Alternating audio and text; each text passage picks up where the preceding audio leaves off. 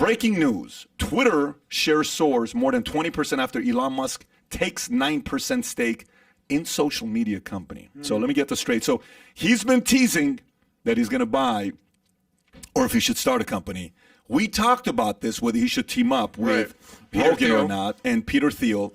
He buys 73.486 million shares, which is 9.2%.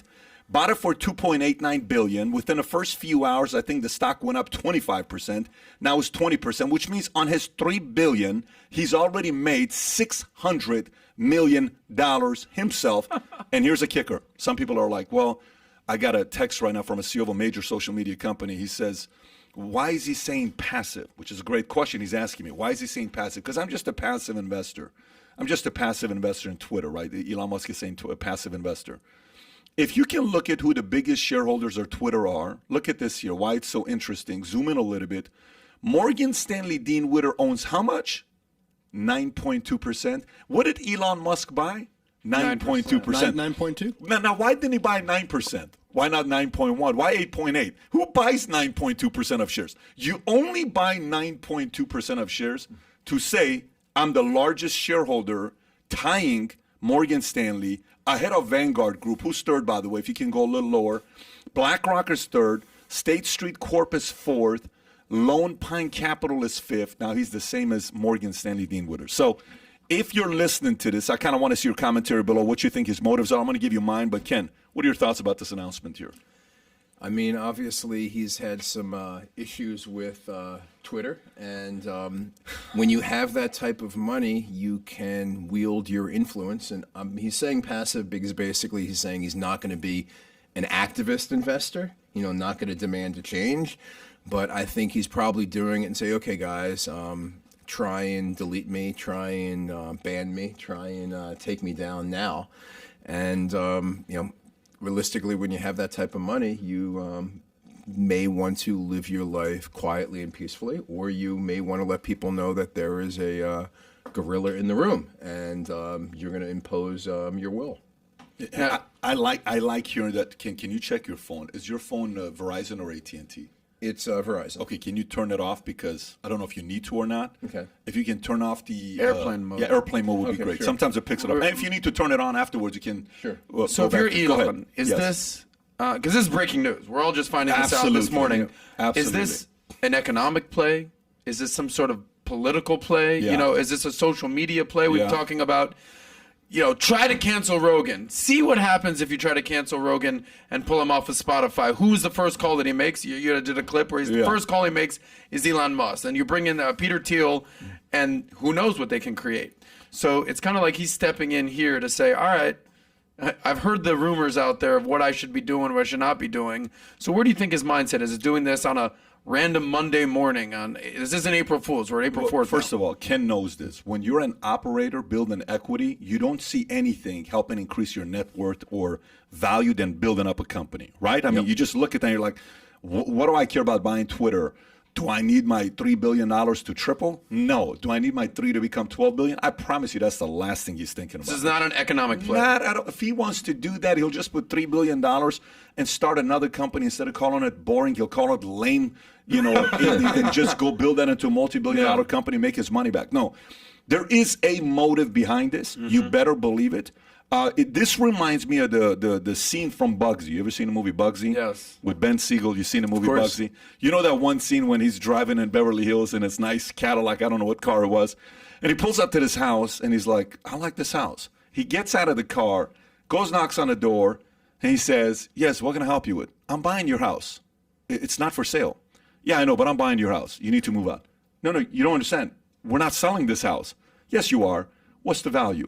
I'll pay you 50% more than it's worth. You need to move out. He buys the house, right? Elon has the kind of money to just go in and say, hey, guys, you need to move out. This is my little thing here. Get out. I'm buying this. Now, here's the thing. So there is no, he's not making a move just because he's just making a move just to make a move. Guys like him don't do things like that. That sounds like that's an active investor if you ask me. Yes, that doesn't sound too passive. What he broke it down, which is very important to know. He doesn't want the responsibilities of an active investor. But what would be crazy is the following, okay? There's only one guy crazier that many people on mainstream media may not want to buy Twitter and that guy's a different guy. This is the one guy nobody wants buying Twitter, because now if he takes control, and people were bashing Jack Dorsey a lot when he resigned, and they're like, well, so glad he's gone and all this other stuff. Now a lot of people are starting to realize maybe Jack didn't have as much power as he once did with the voting rights. So imagine if Elon calls Jack, then there's a comeback like Brady coming back, or a Michael coming back, or or one. Great analogy there for our card guy. And then all of a sudden, Jack Dorsey teams up with his PayPal mafia buddy Elon Musk to take the Twitter to the next level. What percentage do you think Dorsey still owns? I don't know what it is. I don't know if it's a big number. Do you think that's less than 9%? Oh, there's no question. Right? There's no question. No. There's no question. I may be wrong. There may be a 12% number, but 13% number is what it is. There's a 2%. 2%. There you go. Okay, 2%. But 2%. That's 2%. So Elon Musk is now sitting there. So who knows what's going to happen? Now, there's a few other things. I mean, if he's really wanting to fulfill his move, if Elon really wants to fulfill his move, he needs to buy a WAPO and he needs to buy a CNN. Meaning, not WAPO, because WAPO is owned by Bezos. There's no way he's buying WAPO. Selling, yeah, exactly. But he needs to buy a WAPO. Like Mark Benioff bought Time Magazine. Bezos bought, WAPO. Peter June bought LA Times for like $551 or some number like that. He needs to buy something like that, and then he needs to buy a media company. A CNN he can afford to buy. If he made a move to buy CNN, people would lose their minds if this guy made some of those moves. Pat, let me ask you, because up until now, correct me if I'm wrong, he doesn't own anything in the media or social media space, sure. does he? I don't know if he does or not. Okay, so obviously Tesla, obviously SpaceX, the Boring Company, the Neuralink. It's up until this point, it's all been, electric or moon or space or something next level. Go to his deepest, darkest desires that nobody even thinks about. What is Elon doing with this? If this is his first foray into media or social media, or as you call virtual governments, go there. Where do you think he's thinking? I don't know. I think Elon Musk is about freedom of voice and expression, and he just wants to give that back to himself and others. And he's probably worried that he's pushing the envelope too much, that he may be the next guy to be silenced. So why not buy an insurance policy? Like you and I buy a life insurance policy. I'm sure you own a Keyman insurance policy. Yep. This is his way of buying his own Keyman insurance policy. Try to cancel me, y'all. I think it's a brilliant move. Hats off to this guy. But very, very good move. So it's a defensive move, if anything, at the very least, you're saying. Yeah, I mean, when you see Buffett buys silver, what are you doing buying silver? What are you doing buying certain things that you buy? It's purely defensive. You do it in collectible industry as well, but you were going to say something. Go ahead. I was going to say something about Elon is the guy can wake up on the side of the bed and decide, I'm going to do that today. I mean, I'm wondering who he told before he was doing this. Did he clear it with his general counsel? Did he talk to financial advisors? Did he just one day go out and tell somebody buying 9.2% of Twitter? Because, I mean, it's crazy. It is Elon Musk. Yeah. I mean, he is capable of spending $5 billion or whatever. Do you think he did? If you had to put your 50-50, 80-20, do you think he did, or you think he just made a move? I would think it's 50-50. Okay, so wow. So are you saying you think he called anybody? Do you think he called to talk to an advisor? He didn't call his baby mama ex-girlfriend. That's for sure, because she's no longer. What's her face? My Grimes. I know he didn't call her. Anybody? Do you think he called anybody? Or I think if there's anyone that strikes me as someone who's like, what do you think, guys? Here's what I'm thinking. I think Elon would seek some counsel. He seems very reasonable. And even if someone said don't do it, I think he's to Ken's point. So you're more 70-30? Yeah, I think what about you, Pat?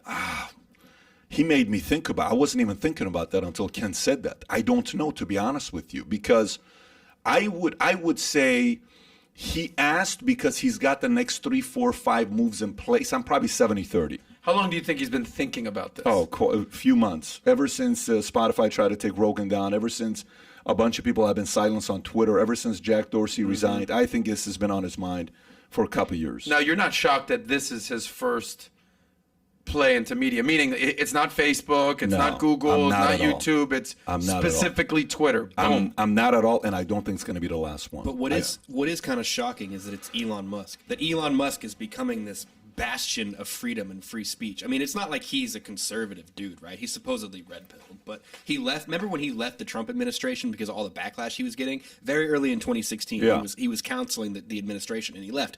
You know, this is one of the big knocks of the people on the right, is that they're people with tons of money on the right, but they throw it all at these think tanks that can't do anything, that don't do anything, that just waste it. But you know, Peter Thiel just left Facebook. He was on the board of Facebook for what, 15 years? He just left, and now Elon Musk is the guy that's stepping up. I mean, I think he's going to cause a wave of people to step up behind it and say, listen, we have to put our foot down and get on these boards, spend our money the right way, do it correctly, and put up a fight. Because the fact that they can silence, I mean, Twitter and Facebook have more power than most government organizations around the world, right? They can literally silence anybody they choose.